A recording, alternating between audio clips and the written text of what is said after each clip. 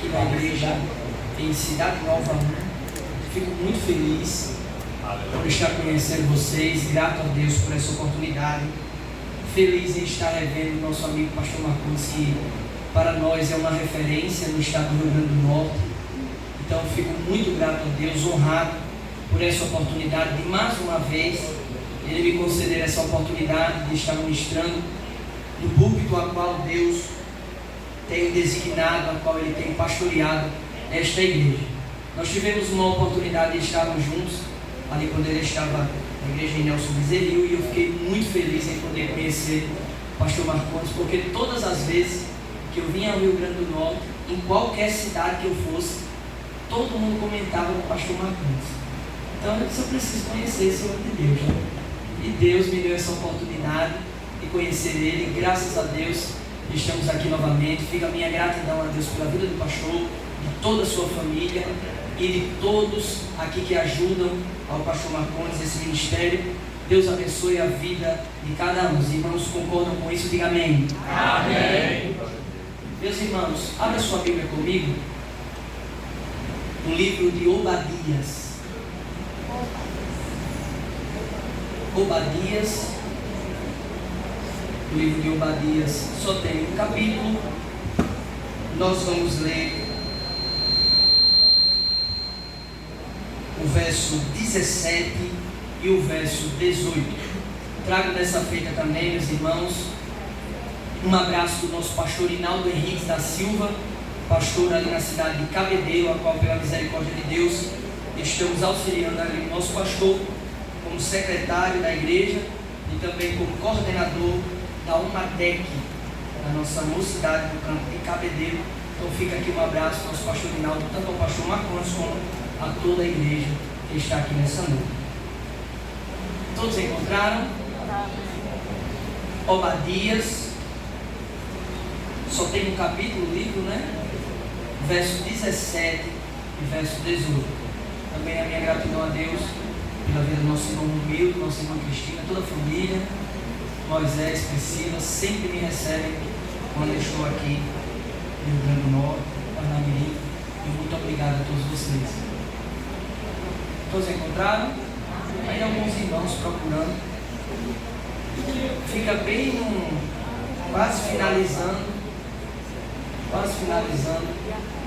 o Velho Testamento, dos profetas menores. Tá? Se você encontrou, na sua Bíblia diz assim: mas no monte Sião haverá livramento, e ele será santo, e os da casa de Jacó possuirão as suas herdades, e a casa de Jacó será fogo, e a casa de José uma chama, e a casa de Esaú palha, e se acenderão contra eles e os consumirão, e ninguém mais restará da casa de Esaú, porque o Senhor o falou. Mas no monte Sião haverá livramento, e ele será santo, e os da casa de Jacó possuirão as suas herdades, e a casa de Jacó será fogo, e a casa de José uma chama, e a casa de Esaú palha, e se acenderão contra eles e os consumirão, e ninguém mais restará da casa de Esaú, porque o Senhor o falou. Quantos podem dizer amém? Amém. Meus irmãos, eu estava pedindo a Deus uma palavra para essa noite, tendo em vista, eu fiquei ciente que era um culto de Santa Ceia, e nós sabemos, irmãos, que no culto de Santa Ceia o tempo é um pouco mais resumido pelo ato tão sublime de estarmos reunidos para cercarmos a mesa do Senhor. E eu prometo, irmãos, que eu não vou passar do tempo que o pastor nos concedeu, mas estaremos aqui na direção de Deus. Estamos aqui em Parnamirim desde domingo, e eu tinha preparado, tendo em vista uma sequência de agendas, eu tinha preparado uma sequência também de mensagens, pedindo a Deus direção. E durante esses dias que eu estive ministrando, eu disse: Senhor, Eu vou estar ali com o pastor Marcondes na quinta-feira. É essa palavra mesmo, Deus. E Deus tocou no meu coração e me disse que era esta palavra para essa noite. Meus queridos, o livro de Obadias é um livro que é pouco lido. Para os irmãos terem uma ideia, existe até uma certa dificuldade de encontrar o livro de Obadias, porque o livro de Obadias é só uma página, e muitas bíblias, assim como é a minha, não tem nem a página de trás. A página de trás já é o livro de Jonas. Então, é um livro profético pouco lido. E não é porque ele é pouco lido que não vem a ter importância. Existe uma grande importância nesse livro de Obadias. Obadias, ele foi um profeta muito importante. Por quê? Porque nós falamos de outros profetas que marcam a história do povo de Israel no Antigo Testamento. Nós vamos falar de Jeremias, nós vamos falar de Ezequiel, nós vamos falar de Daniel. Até existe essa separação. Eu sei que a igreja aqui é uma igreja bem instruída. Existe essa separação de profetas maiores e profetas menores. E Obadias, ele está inserido nos profetas menores. Mas não tira a importância desse grande homem de Deus no tocante ao momento que ele vivenciou. Por quê? Porque nós falamos muito de Jeremias, nós falamos muito de Ezequiel, nós falamos muito de Daniel, mas Obadias foi contemporâneo desses homens de Deus também. Só que Obadias, ele vem com uma finalidade. A palavra de Obadias, direcionada por Deus, é tão direta, irmãos, é tão forte, é tão constante, que não precisou de muitos capítulos para direcionar a palavra que Deus colocava na boca de Obadias. Nós vamos encontrar profetas de muitos capítulos, como assim o profeta Isaías. Mas a gente vê que o profeta Obadias, ele vem com uma finalidade direcionada por Deus. Porque se os irmãos forem ler e se atentar, desde o primeiro verso até o verso 21, aonde encerra esse livro, os irmãos vão entender que só tinha uma finalidade. Porque esse livro fala, em especial, de dois irmãos que nós conhecemos muito. Quem são eles? Jacó e Esaú. Todos nós conhecemos que Jacó tem um tratamento com o próprio Deus, aonde os irmãos sabem que ele enganou o seu próprio irmão dentro de casa. E quando ele engana seu irmão cria em seu coração ódio, de chegar a um ponto de ter a intenção de matar Jacó. Eu sei que os irmãos sabem dessa história. Jacó foge, e quando Jacó foge, ele tem um encontro com o próprio Deus, como os irmãos sabem. E da linhagem de Jacó vem o próprio povo de Israel, as 12 tribos. E olhamos para a história de Jacó, a qual tem o seu nome mudado pelo próprio Deus para Israel, e a gente acha muito lindo. 12 tribos, 12 nações. Mas nós deixamos de procurar saber o que acontece com Esaú. Qual a descendência de Esaú? Nós sabemos que sempre houve esse conflito, porque a descendência de Esaú é o povo de Edom, conhecido como os Edomitas. E os Edomitas sempre batalharam contra o povo de Israel. Mas nós não estamos falando de dois povos diferentes. Nós estamos falando de uma mesma casa, de irmãos, mas que existia essa guerra. E dentro de uma destruição babilônica, Obadias vai se levantar com uma palavra profética. Contra quem, irmão Anderson? Contra o povo de Edom. Porque o povo de Edom tinha ajudado os inimigos do povo, do seu irmão, a entrarem na cidade, a destruir a cidade. Obadias, ele vai expressar e dizer: tu foi atrás dos inimigos, e tu não só foi atrás, como tu dissesse assim: nós iremos te ajudar a destruir eles. Dois irmãos, uma guerra. Só que os edomitas esqueceram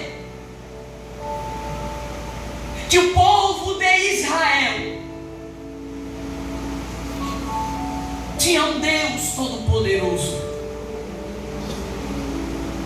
um Deus que estava olhando o que eles estavam fazendo contra os seus próprios irmãos. E Obadias vai expressar esta ira e castigo de Deus contra o povo de Edom. Olha, nada ficou oculto a Deus.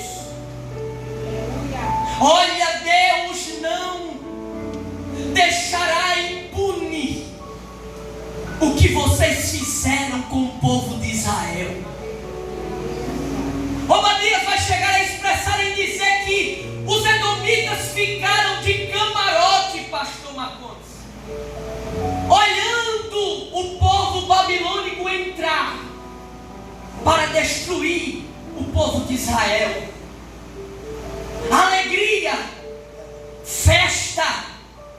Irmãos, enquanto eu lia isso aqui, o Espírito Santo começou a falar comigo. Não está diferente nos dias atuais não, irmão. Tem muitos que estão no nosso meio, que além de fazer mal, ainda está chamando os de fora para fazer mal aos seus próprios irmãos. E estão achando que Deus não está vendo. E estão achando que Deus está de olhos fechados. Mas há uma palavra direcionada nessa noite, nesse culto de Santa Ceia. Dos altos céus, Deus está olhando com seus olhos de chama de fogo e está dizendo: eu estou vendo. Eu estou vendo a maldade do teu coração. Eu estou vendo quando tu estás de camarote assistindo a destruição dos teus irmãos.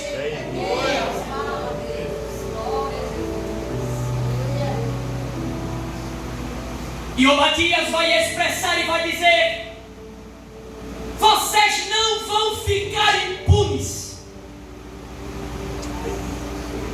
porque no santo monte do Senhor vai haver juízo. Porque a gente fala muito do Deus amor, né, irmãos?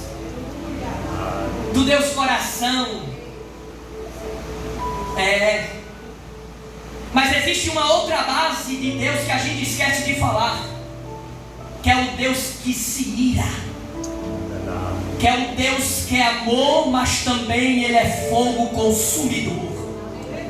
E essa noite é uma palavra de Deus para as nossas vidas.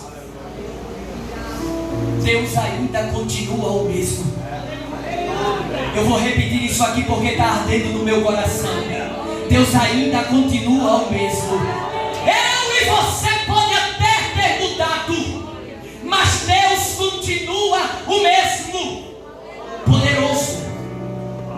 majestoso, glorioso, tremendo, santo, justo, fiel, majestoso. Ele é adorado. E a Bíblia vai dizer que os anciões se prostram e tiram as suas coroas e adoram Ele e diz: Santo, Santo, Santo, Santo, Santo é o Senhor dos exércitos, e toda a terra está cheia da glória dele.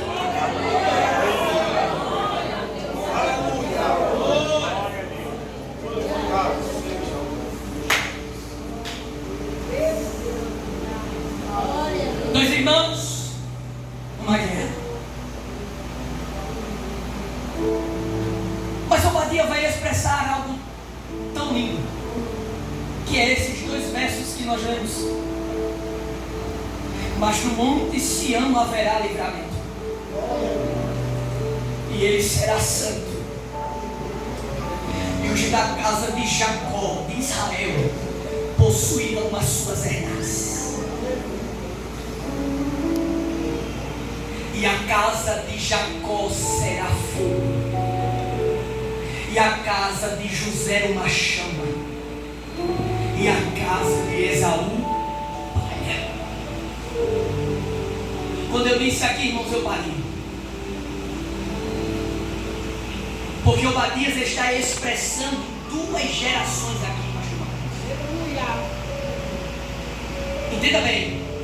Meu Deus, o relógio foi coisa boa, Jesus. Obadias vai expressar duas gerações: geração fogo e geração palha. Eu fiquei pensando nisso, irmão. Se você puder grifar isso na sua Bíblia, faça isso. É uma palavra direcionada de Deus. Obadias está expressando isso 586 anos antes de Cristo. Mas essa mensagem é tão atual, meus irmãos, porque essas duas gerações ainda continuam presentes nos nossos dias. Geração fogo e geração palha. E quando eu entendi isso, eu fiquei me perguntando: qual geração eu estou? Eu quero fazer essa pergunta para você hoje. Responda para você mesmo. Qual geração você é? Geração fogo ou geração palha? Porque eu comecei a ver quais características dessas gerações. É muito interessante, irmãos, porque ele vai dizer que a geração de Esaú é a geração palha. E eu comecei a observar qual é a característica da geração palha. E a primeira característica da geração palha é a soberba. A geração palha, ela tem essa característica. Você quer conhecer alguém que está dentro dessa geração? A primeira coisa que você observa é a soberba. Porque Obadias ele vai expressar no verso 3 dizendo: a soberba do teu coração te enganou.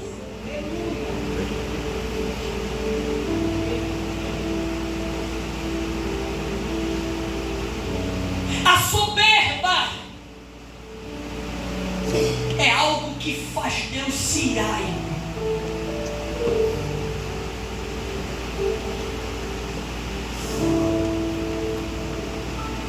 Atitudes altivas. A geração palha, ela tem algumas frases que é bem característica. Ninguém manda em mim. faço o que eu quero, eu sou, eu tenho, eu sou independente. E depois que chegou um negócio que está por aí, muito forte, que está adentrando em nossas igrejas, que é o tal do empoderamento, aí é que essa geração tem sido mais enfática.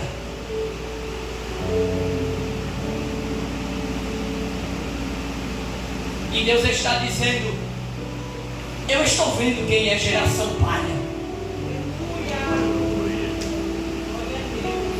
Eu estou vendo a soberba do coração. E a geração palha esquece que, se Deus quiser,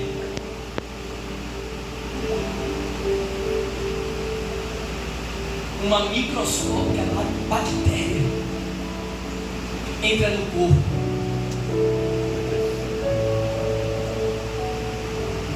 e acaba com toda a soberba. Os irmãos têm um pouco de paciência comigo, irmãos. Há uma responsabilidade sobre os meus ombros aqui nessa noite.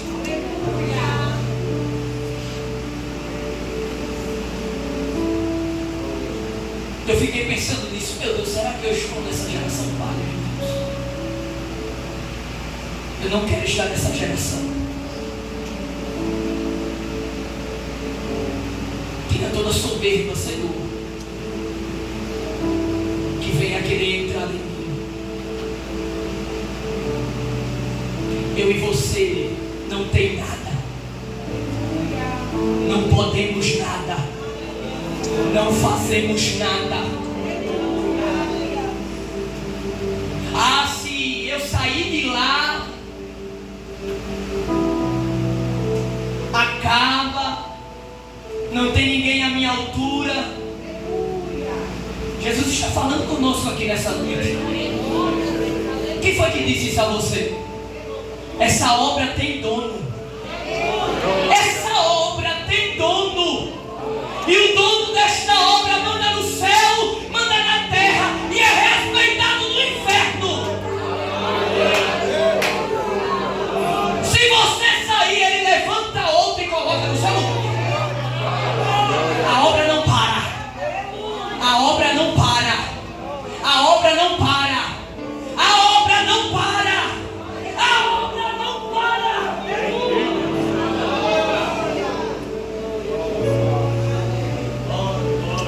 Geração palha.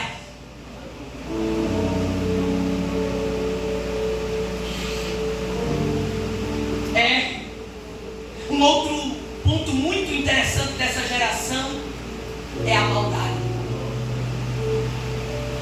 Além da soberba, a maldade impera. E junto com a maldade vai um negócio maligno, que é a tal da falsidade. Pense numa geração, pastor.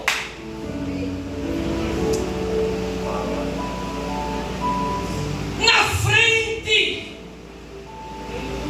meu amor, meu lindo, minha linda. Mas Deus conhece o coração. Quando sai, só Jesus sabe o que trama pelos WhatsApps da madrugada, pelos grupos que estão por aí, falando de um, falando do outro. É geração palha. Mas o Papai do Céu vai levantar uma geração que é denominada como geração fogo. Glória a Deus. E essa geração fogo, ou a palha vai se converter, ou ela vai ser consumida.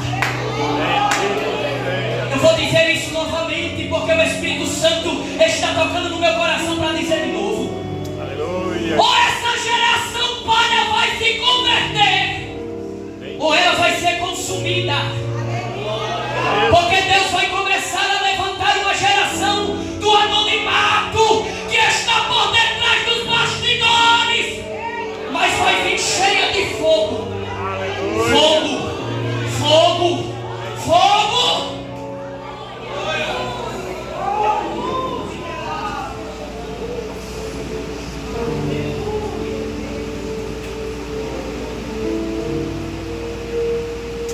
A geração fogo.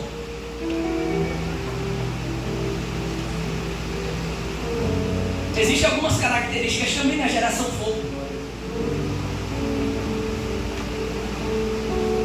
A primeira característica dessa geração é uma geração que tem experiência com Deus. Aleluia. Aquelas experiências que só você e Deus sabem.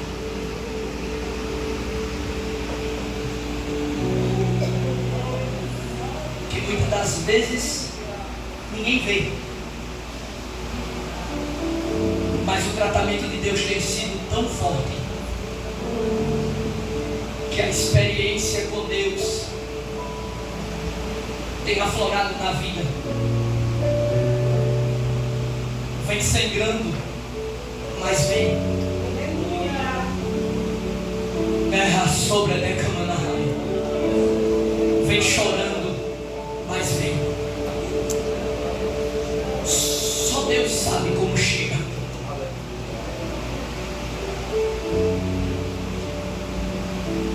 Mas sempre estar adorando. Adorando. Adorando. Jacó ele teve uma experiência tão forte com Deus, irmãos. Eu quero só frisar essa. Ele teve 3 experiências, mas eu quero frisar essa última. Ao ponto que a experiência foi tão forte que quando ele entra naquele vale, ele sai daquele vale com outro nome, e além de ter outro nome, ainda saiu mancando.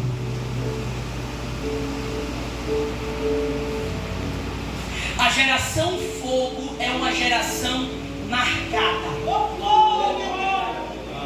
Escute bem isso aqui. A geração fogo é uma geração marcada.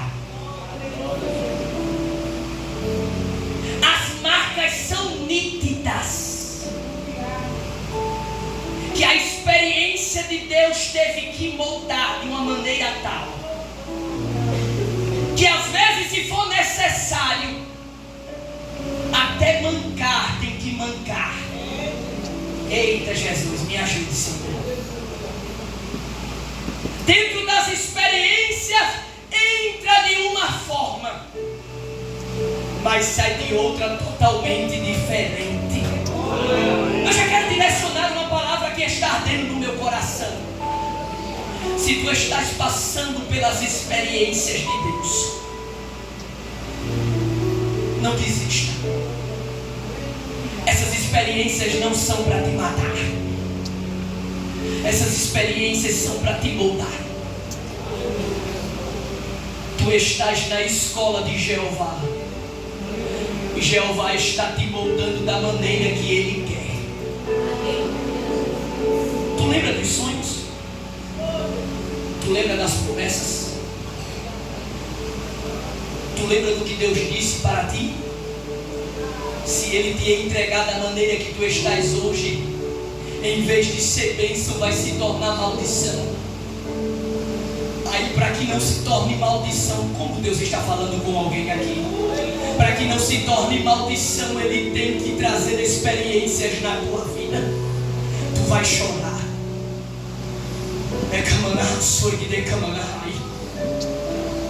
Tu vai gemer, mas vai ser a própria mão de Deus que vai estar te moldando,